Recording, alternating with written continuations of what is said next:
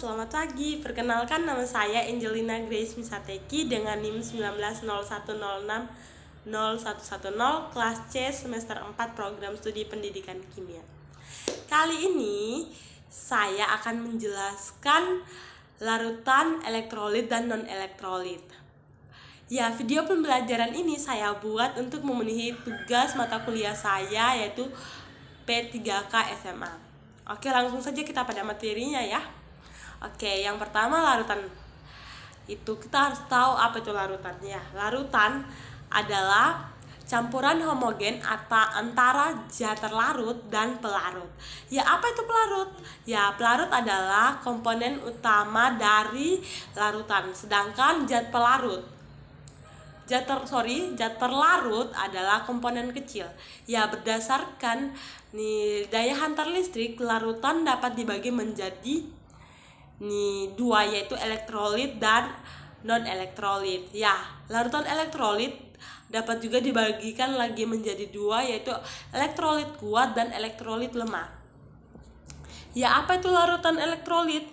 Ya, larutan elektrolit adalah larutan yang dapat menghantarkan arus listrik. Terus, mengapa larutan elektrolit dapat menghantarkan arus listrik? Ya, pertanyaan ini dijelaskan lagi oleh Arrhenius menggunakan teori ionisasi.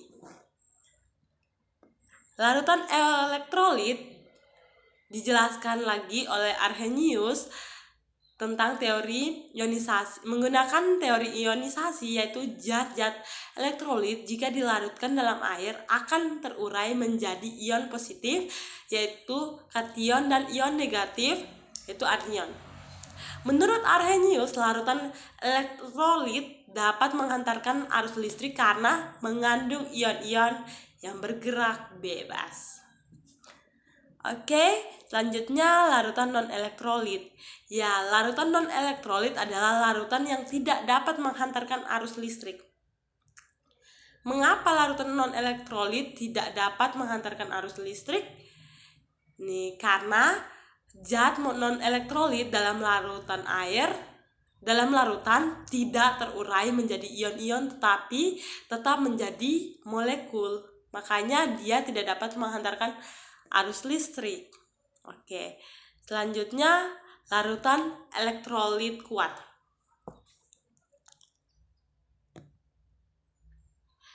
Ya, larutan elektrolit kuat adalah senyawa yang seluruhnya atau hampir seluruhnya di dalam air terurai menjadi ion-ion sehingga memiliki daya hantar listrik yang baik.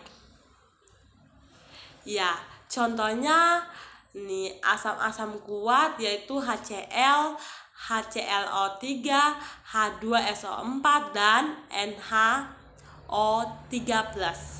Sedangkan basa-basa kuat yaitu NaOH, KOH, CaO2 kali, dan BaOH 2 kali. Garam-garam yang mudah larut yaitu NaCl, Kl, dan Al2SO4 3 kali. Sedangkan larutan elektrolit lemah itu apa? Ya, elektrolit lemah adalah senyawa yang di dalam air hanya sebagian kecil terurai menjadi ion. Contohnya asam-asam lemah yaitu CH3COOH, HCN, H2CO3, dan H2S. Basa-basa lemah misalnya amonia, NH4OH, dan NiOH 2 kali. Garam-garam yang sukar larut misalnya AgCl, CaCrO4, dan PbI2. Oke, ini ada gambar apa ya? Oke, ini merupakan gambar lampu. Ya, gambar yang pertama merupakan gambar dari larutan non-elektrolit ya. Gambar non-elektrolit ini tidak mempunyai lampunya tidak menyala dan tidak terbentuk gelembung gas. Sedangkan pada gambar yang kedua merupakan elektrolit kuat dan lampunya menyala terang dan memiliki gelembung gas yang sangat sempurna. Sedangkan Gambar yang ketiga, lampunya menyala tetapi redup dan ada gelembung gas. Ya, kita bisa lihat pada tabel di bawah ini, bisa dibaca sendiri. Selanjutnya, kekuatan elektrolit ya. Derajat ionisasi ini adalah perbandingan jumlah mol atau molekul zat yang terionisasi dengan banyaknya mol atau molekul zat mula-mula. Derajat ionisasi dapat ditulis sebagai alfa sama dengan jumlah mol zat yang terurai per jumlah mol zat mula-mula. Nilainya alfa lebih kecil sama dengan 0, lebih besar sama dengan 1. Elektrolit kuat, alfa sama dengan 1 terionisasi sempurna.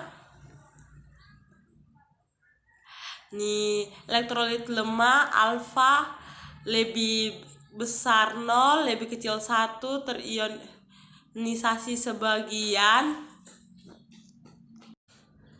Dan non-elektrolit yaitu alfa sama dengan 0, tidak terionisasi.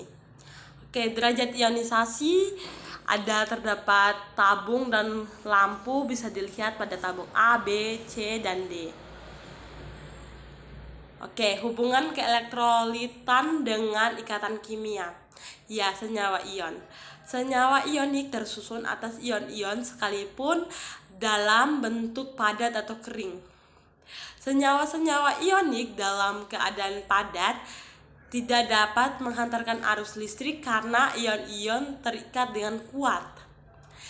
Namun, apabila senyawa ionik dilarutkan dalam pelarut polar, misalnya air, maka senyawa ionik yang awalnya terikat kuat pada kisi terlepas kemudian segera masuk dengan menyebar air sebagai medium untuk bergerak.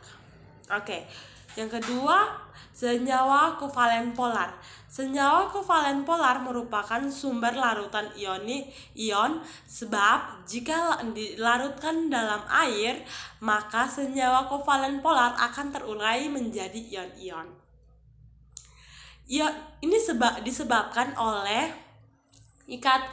ikatan kovalen pada senyawa tersebut mudah terputus dalam pelarut air sehingga menghasilkan ion-ion.